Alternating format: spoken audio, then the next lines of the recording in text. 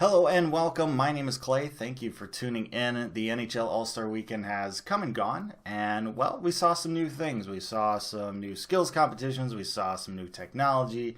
So, might as well talk about what we saw, all these new things, some pros and cons, whatever it was that we saw. Let's dig into it. So, the NHL All Star Weekend was hosted in St. Louis this year, and well, the NHL and the city of St. Louis really couldn't have asked for a more perfect scenario, with the Blues winning the Stanley Cup, their first Stanley Cup last year, and riding that momentum into this year. They got a good squad, so they've got 4 players playing in this event. That just gives the home crowd, the host city, just a great experience. And not only that, but the Blues bringing out alumni during the events just helped it out. And that's really where these events shine, these all-star games, these all-star weekends. It's all about the festivities in person. As much as we like to complain about TV viewing experiences and efforts of players and stuff like that, really where these events shine is in person. But I wasn't there, so I can't really talk about that. However, from what I saw, it seemed like it was a pretty big hit. But I did see it. I did watch the game in the weekend on TV, so I'm going to talk about that aspect. And, well, let's start it off with the Friday night festivities of the skills competition. Now, the skills competition was pretty familiar for the most part. You had the usual competitions like the fastest skater, which McDavid actually didn't win. Barzal came home with that one, so we have a new champion there this year.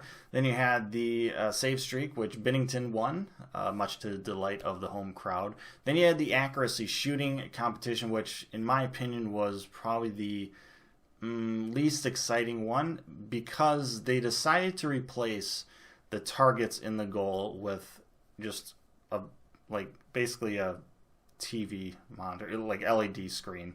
So it wasn't physical targets that broke when you hit it. It just was like a touch screen, or if the puck hit, the target, it would notify it.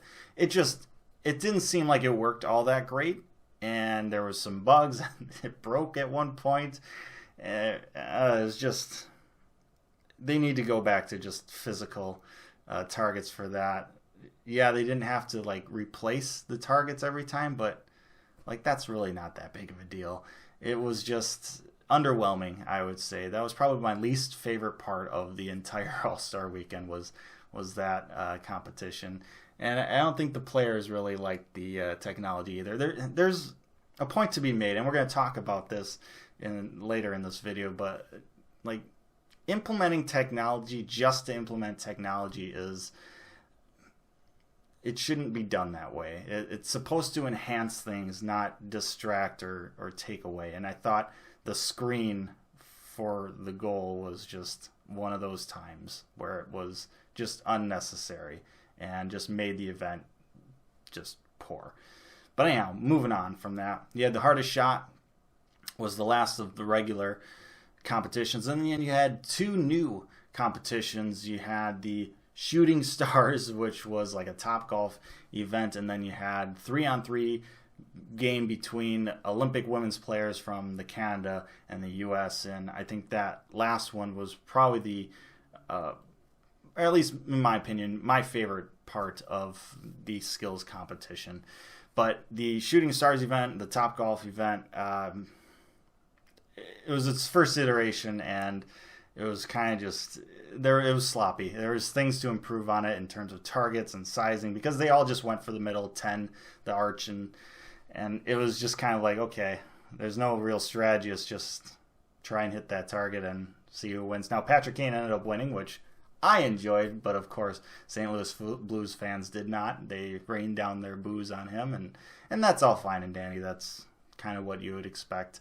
Blackhawks fans would do the same thing if the All-Star game was in Chicago and there was a Blues player that won that event or any event. So not really, not a big thing there. Of course, Patrick Kane going along with it, he understands it. And actually, I was surprised, though, that the Blues fans booed Pastrnak at times during the All-Star weekend. That one confused me a bit, because although they played him in the Stanley Cup final, the Blues beat the Bruins, so I don't understand those boos. I can get it for Patrick Kane, but Pastrnak, I don't know. especially when they didn't really boo any of the Central Division players other than Patrick Kane. It's like those players have actually beaten the Blues more than Pastrnak has. So I don't know.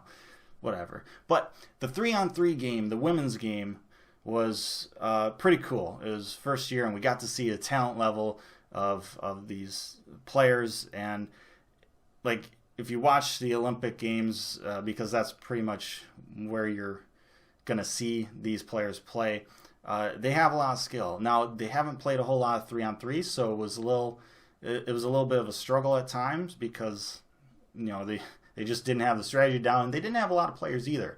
So, I mean, you had to give it to them for the effort they put into it. It was definitely seemed like more effort than the NHL players put in on Saturday. But it was a great game. The only thing I would say that I didn't enjoy about it was the fact that they were wearing just the normal NHL All Star Game jerseys, like black and white. Like, you couldn't tell it was a U.S. versus Canada game, and that's where that really shines with the women Olympic players, is the fact that it's U.S. versus Canada, and those games are always close.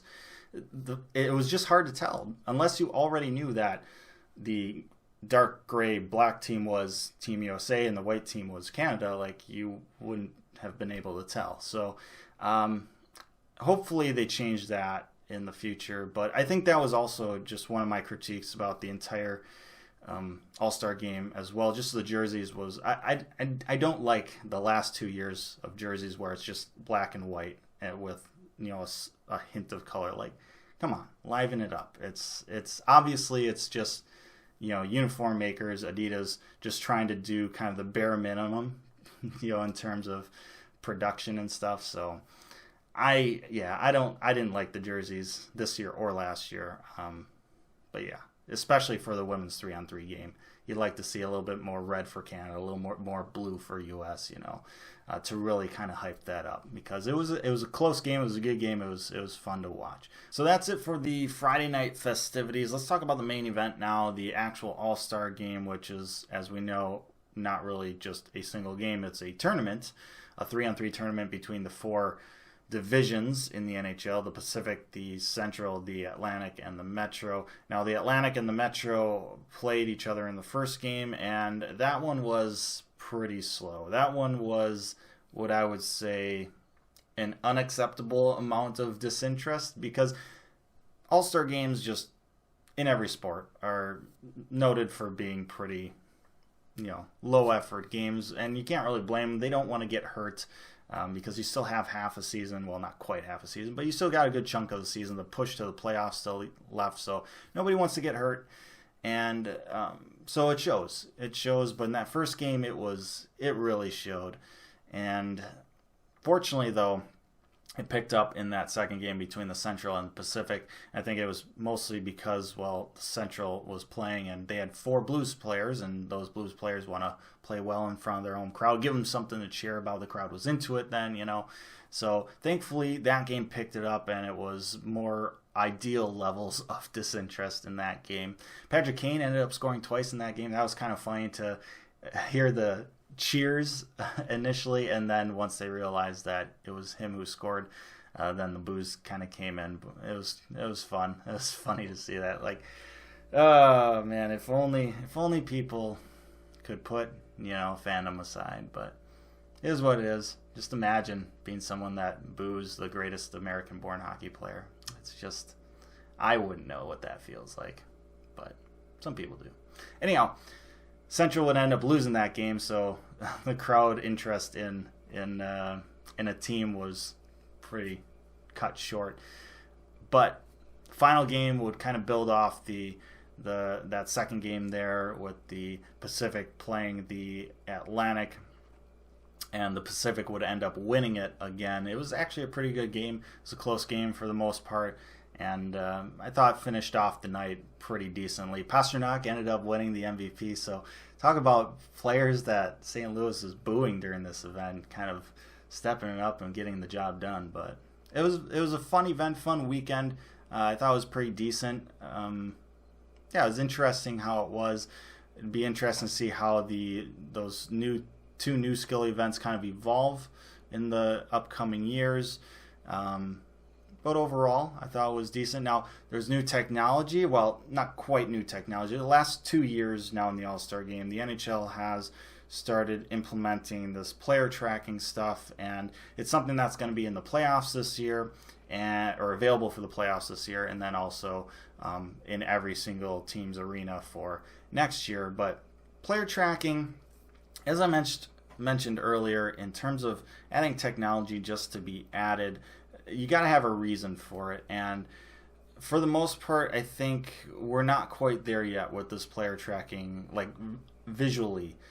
The visual part of the player tracking, I don't think we're there yet. It's for the most part more distracting than it is enhancing the screen. And really what that means is that it's just a lot of clutter on the screen right now. And so the NHL and really the broadcasters really need to find where that fine line is between being an enhancement and being distracting. So we'll see how it goes. I'm not a big fan of the puck trail or the circles around the players with the puck or the names above the players, at least when play is going on.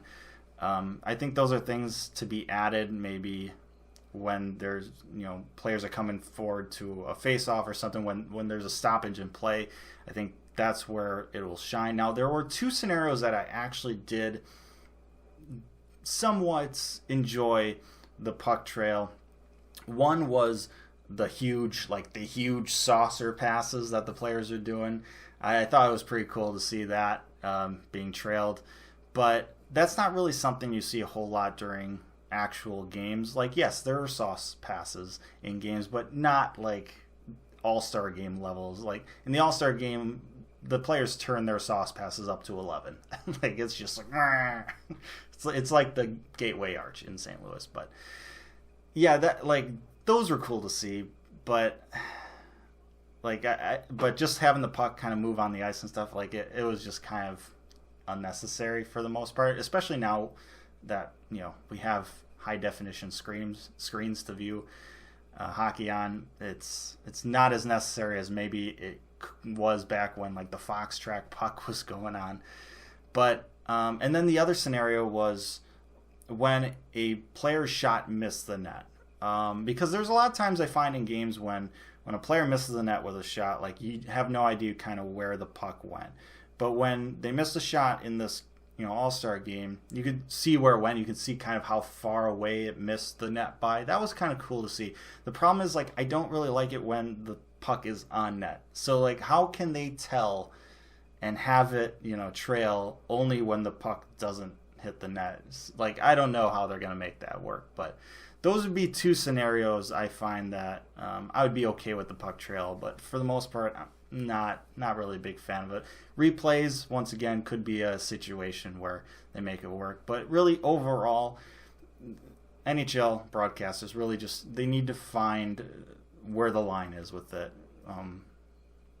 because it can be just technology for technology's sake, which nobody really wants. So anyhow, that's what I thought of this weekend. That's my review of it. It'll be nice to have meaningful hockey back on again after this, but I'd love to hear your guys' thoughts on it down in the comment section below. Like, share, and subscribe. Appreciate that as always, but most importantly, stay safe, make good decisions, and I'll see you next time.